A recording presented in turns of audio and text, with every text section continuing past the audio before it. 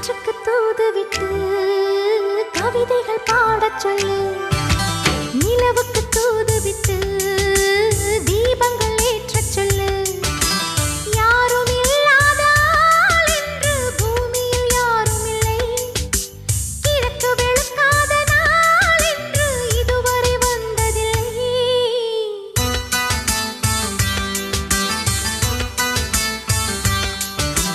காற்றுக்கு தூது விட்டு கவிதைகள் பாடச் சொல்லு. நிலவுக்கு தூது விட்டு தீபங்கள் ஏற்றச் சொல்லு.